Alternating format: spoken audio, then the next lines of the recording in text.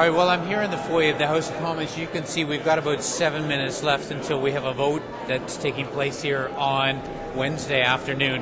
And we are voting on the government's mini budget with all its tax cuts. And because the Conservatives actually stole part of the Liberal campaign agenda, or at least the agenda from the last budget delivered by Ralph Goodell, we're not going to oppose cutting income tax for Canadians because we support it. We have some problems with some of this, but right now this is going through. The government will not fall today. However, doesn't mean we're happy. We're not. And particularly today, because this is the anniversary of the day on which, of course, the Minister of Finance delivered a bombshell that destroyed the income trust industry and basically vaporized about $20 billion in private savings. You're very familiar with this issue. We've got people here on Parliament Hill today who are affected by this, and we've also got the guy who's been in the eye of the storm, John McCallum. Hi, guys. And John is, of course, the Liberal Finance Critic. And John, is there any hope at all that can be offered to those people who sat up there in the gallery and watched some questions today? What can we say to them? Absolutely, there's hope. And nobody should give up hope because we are firmly committed, as you know, as a Liberal Party, that should we form government, we will immediately scrap the Conservatives' 31.5% tax. We will replace that with a 10% tax that is refundable to all Canadian residents. And the experts have told us that if we do that, some 2/3 of the $24 billion lost will return to the unit holders through the markets. And we'll also preserve income trusts as a savings vehicle, which is very important to savers, and we'll preserve a thriving sector. So all we need for that is a Liberal government. And we don't know when the election will be, but we're fully committed to that policy. The other thing I'd say, Garth, you can't put all the toothpaste back in the tube after somebody breaks a terrible promise the way they have done. But I think our policy will give a lot of help. It won't be perfect, but a lot of help to those Canadians who have lost so much money. All right, John, now here we are a year later. We've seen, as I said, about $20 billion in private savings gone. More than $20 billion worth of Canadian corporations have basically been sold off.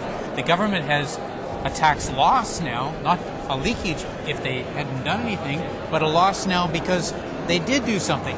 Has this not discredited the Minister of Finance? How can he stand there as he did in question period today and shuck it off?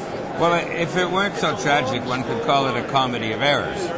But it's not funny because people have lost all that money. And yes, you're right. The stated purpose was to save money for the government of Canada, to get more revenue. That's why they called it tax fairness, so that the income trusts would pay their fair share and ordinary Canadians would pay less in tax. In reality, it's been the opposite, because these income trusts and Bell Canada are now being taken over by entities from the U.S. who pay no tax. So they're losing tax money.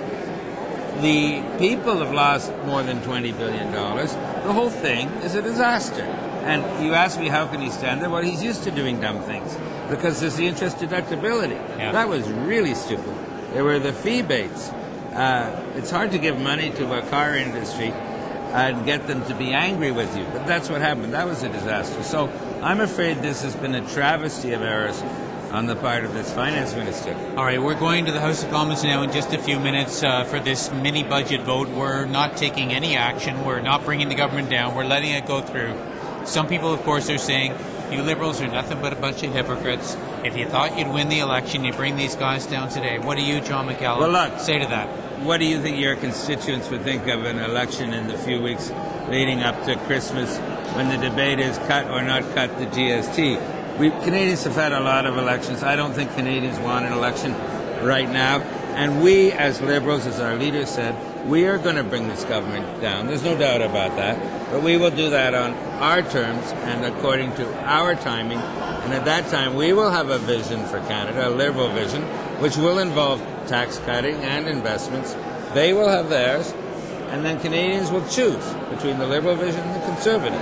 And I'm confident they'll choose the Liberal one. But that will be up to the people of Canada. And do you think the people of Canada understand what we're doing and why we're doing it right now? Do you have confidence in that? I'm not sure that there's a deep understanding because people don't always follow follow politics as closely as you and I They're do. not ridiculous like we are. Exactly. They have their own lives. Exactly. Imagine that. You've got a life. We're just politicians. We got to go in and vote. Anyway, thanks for watching MPtv.